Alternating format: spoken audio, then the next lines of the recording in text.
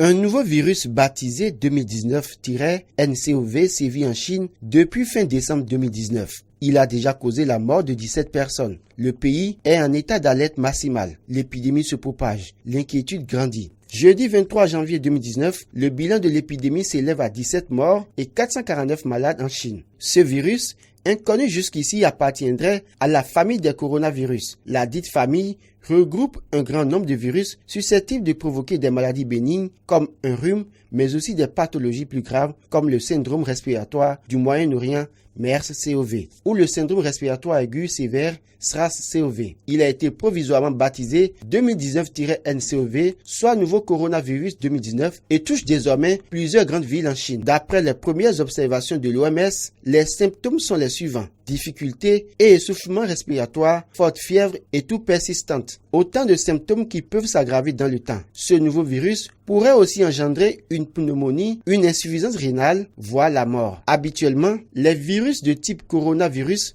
se transmettent des animaux aux hommes en cas de trop grande promiscuité. Pourtant, un scientifique chinois membre de la Commission nationale de la santé Zhong Nashan a confirmé lundi la transmission du virus par contact étroit entre humains. L'OMS relève pour le moment une transmission limitée d'humain à humain par contact étroit. Des conclusions qui alimentent l'inquiétude, d'autant que les autorités chinoises craignent un risque de mutation du virus qui pourrait accélérer sa propagation. Pour limiter la propagation du virus, les transports ferroviaires et aériens sont suspendus au départ de la ville de Wuhan et la municipalité a ordonné la fermeture du marché incriminé, ainsi que des opérations de désinfection dans les gares, les aéroports et les centres commerciaux. À ce jour, 4 pays ont confirmé un ou plusieurs cas de 2019-NCoV.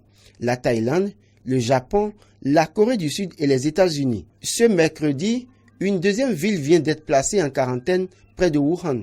Il s'agit de Huanggang, situé à 75 km de Wuhan. Dans un second communiqué, l'OMS rappelle qu'à l'échelle mondiale, de nouveaux coronavirus émergent périodiquement dans différentes régions. Le SRAS, syndrome respiratoire aigu sévère, a notamment sévi en Asie en 2002 et 2003, causant la mort de plus de 800 personnes. Pour limiter le risque de contagion à l'international, les contrôles se sont généralisés dans les pays d'Asie. Des contrôles de température se sont généralisés dans les aéroports pour détecter et isoler des passagers infectés, notamment au Japon, aux États-Unis, en Thaïlande, à Hong Kong, en Russie, mais aussi au Royaume-Uni, en Italie ou au Nigeria. En attendant les résultats de recherche plus aboutis, il est conseillé aux personnes se rendant dans les lieux d'émergence de la maladie, péninsule arabique, de prendre des mesures de prévention larges. Ne pas entrer en contact avec des animaux objectivement malades. Ne pas abattre des animaux malades dans le but de consommer leur viande.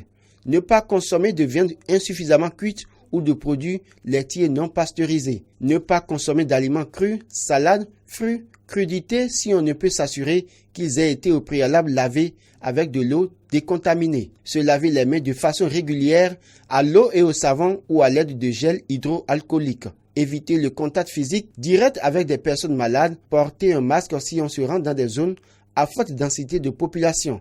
Consulter rapidement un médecin en cas de fièvre au retour d'un voyage.